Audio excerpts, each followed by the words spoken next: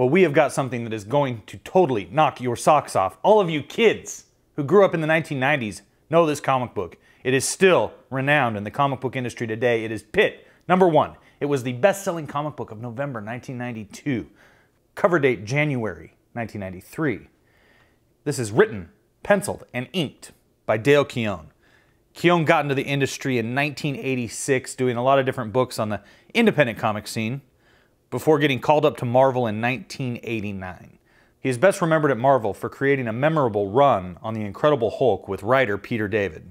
And Peter David has actually said that Dale Keown is one of the 3 artists whose art most clearly matched the visuals he conceived when he was writing the scripts. Like I said, in 1992, he created Pitt for Image Comics, and this book was hot. Everybody loved this book, man. And everybody hated that it took 6 months for the next issue to come out. It would be, issue 2 was 6 months later, July of 93. And that really hurt the run on it. In fact, the run on this has always been pretty dismal. After Pitt #2 was released in July of 1993, Pitt #3 wouldn't hit the shelves till February of 94. And 1994 was actually his best year on this book, his most dedicated. He got out issues 3 through 7 in 1994. But then as soon as you got to 1995, it was, nothing but trouble again. Issue 8 didn't come out till April of 95.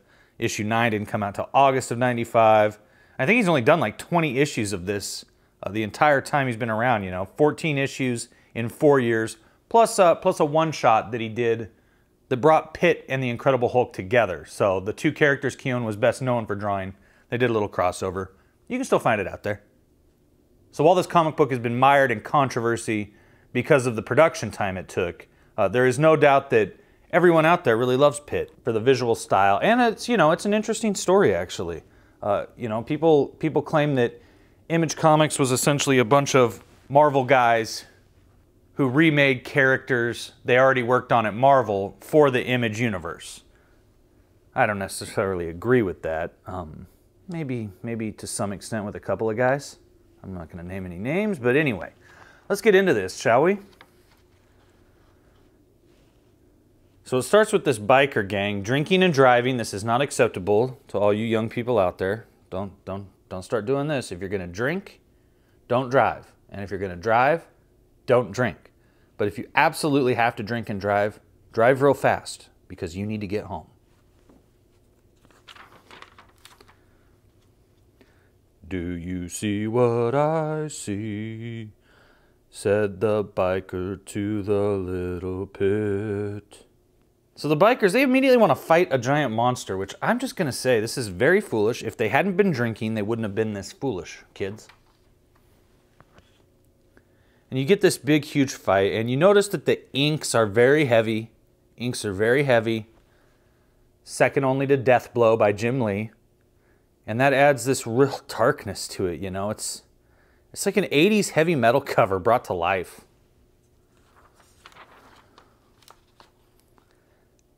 Keown is obviously an incredible artist. It's kind of sad that he doesn't do books anymore. When he has an inker, his books tend to come out at least every other month, it seems. That's what we kind of learned from Pitt as it went along over the years in the 90s. But basically now he's just kind of relegated himself to being a cover artist. And granted, that does pay a lot more money. It's just kind of unfortunate that he doesn't do a run on a book, because it'd be nice to see him just 3-issue, 4-issue miniseries. It'd be really cool. A welcome return for Dale Keown. But this is fantastic art, They shoot him. Check it out. A big chat choom. He's got some interesting sounds in here. Some interesting onomatopoeias. Shuk chuk. Cha-choom. Damn super freaks. New York used to be such a nice place to visit. I think you missed, man. Nail him again. I'm reloading. Come on. Shoot him again. No, I don't think so. He bleeds purplish pink. Interesting, huh? I think so. Oh, splash page. Hello. I really love this one because you have Pitt attacking. This is a master of drawing right here. Close up on the mouth, extreme close up. The boy opening his mouth to scream, and the ahs travel across the bottom of the page in these last 3 panels, and it's just laid out perfectly. Laid out perfectly. I love it. This is Timmy. Timmy dreams about Pitt. It's kind of interesting, you know. You don't actually learn much in this first issue, believe it or not. So this little boy wakes up. Is the night ever going to end? Are you all right, lad? It was like a nightmare, Grandpa, but it was real. It happened, and it's still happening now. You see he's got the little asterisk there. That little asterisk is referring us to Youngblood number 4 by Rob Liefeld. This is the first appearance of Pitt in Image Comics. Youngblood number 4. We've had a hell of a night, son. I don't know why I'm giving him that accent. We've had a hell of a night, son. We're lucky just to be alive. Now, we cannot bring your parents back, but we've still got each other. Youngblood 4, more details. What say we raid the kitchen for some nice cocoa? That'll calm us down a mite. Grandpa, I don't think things will ever be the same again.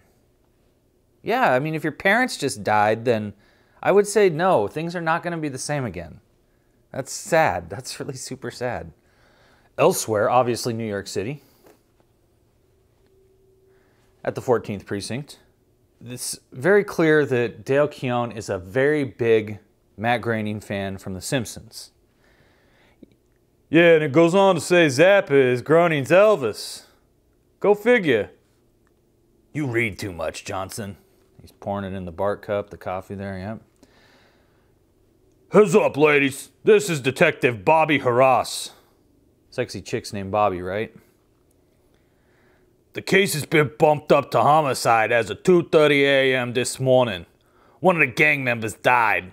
Harass here will be assigned to the subway case. Youngblood number 4. We're going to just keep plugging that all night. Hey, that's my case.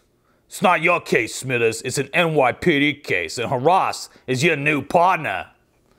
And the brother here. I'm Philip Johnson. You can call me Phil. Are those photos of the incident? That's what I was told. They're in a sealed envelope marked confidential. I am a strong, independent woman. Thanks for picking them up on your way into the station, Harass. I'll fill you in while we look over the shots.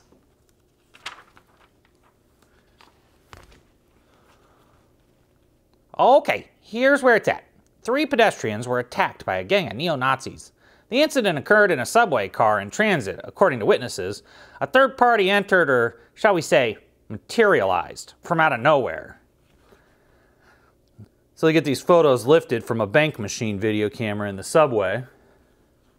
And it's, you know, Pitt in the subway car attacking some villains, close up, like as if a bank machine could capture this good of photography.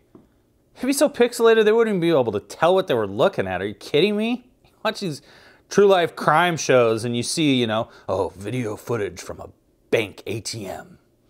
It's like 1 frame every second. Get real. If this would have been written 20 years later, it'd just be, you know, a smartphone.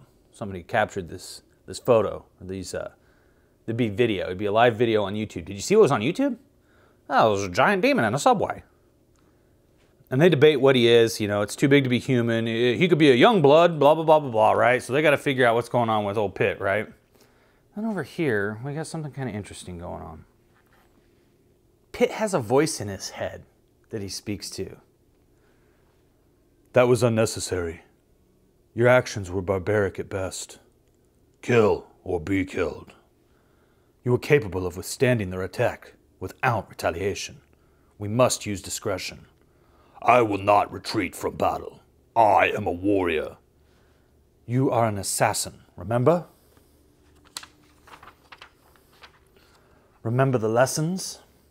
Seer, if the given species is not functioning in harmony with itself, how might that same species affect positive change? By recognizing that the conflicts of their exterior world are a direct reflection of their own personal conflict. Some serious metaphysics going on in here or something. The only true enemy is ignorance. See, I am unable to elevate the crystal without conscious effort. No. What is it, Seer? How did they avoid detection? Who's here?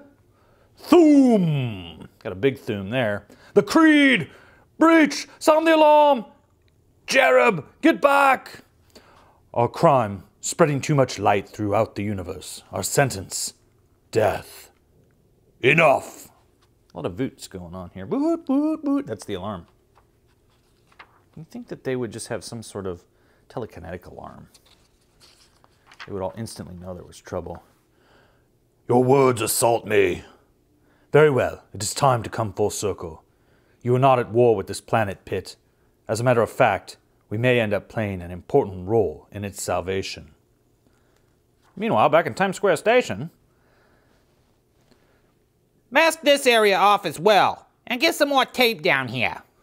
How long do you plan to hold this subway car in limbo, Sergeant? As long as it takes to get the job done. You got a problem with that? Yeah, I got a problem with that. This car was due at Coney Island 3 hours ago. This really throws a frickin' wrench into my day. Holy shit! I don't know who's saying that. What kind of torque would it take to yank one of these steel poles apart? A ball-peen hammer would do it, or an axe. 17 years on the force, and I mean, ever have I seen anything like this. It should be never. 17 years on the force, never, and I mean, never, ever have I ever seen anything like this. Whoever or whatever did this went through objects rather than around them. It's one of those super types. It's gotta be. It could be. They seem to be popping up all over the place. You guys making any progress in here? I've got a huge report to fill out, gentlemen, if you'll excuse me. The latest photos ought to be arriving soon. Let's grab a coffee real quick. Yay, coffee. Okay. Something's happening here. Is this electrical box? I don't really know. But I look forward to finding out by turning the page. Brazam! Outside. See, I just want to say to young creators out there, this panel should have been down here. That way when I turn the page, you know, I find out what's really going on here. Does that make sense to you guys? You know, if this would have been here, it would have necessitated me turning the page even more because, oh my gosh, something's actually happened.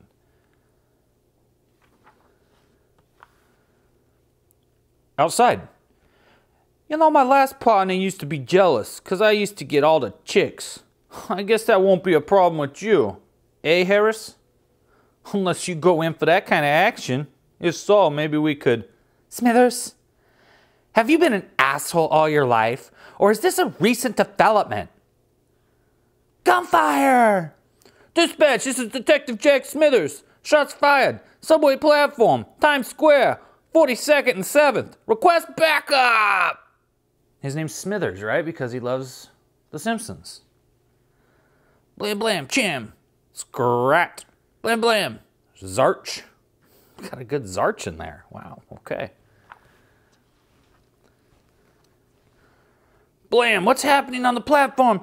Run for your life, we're all doomed! Oh, Jesus! Ah, I'm Arnold. Just sit tight, Harris. Backup will be here any second. Are you on pace? There could be civilians down, Smithers. Come on, let's go shake it up. My only complaint. No commas. When you say a proper name, you have to have a comma. Everyone knows this. How can I get that page turned? Oh, put your hands up. Your egad.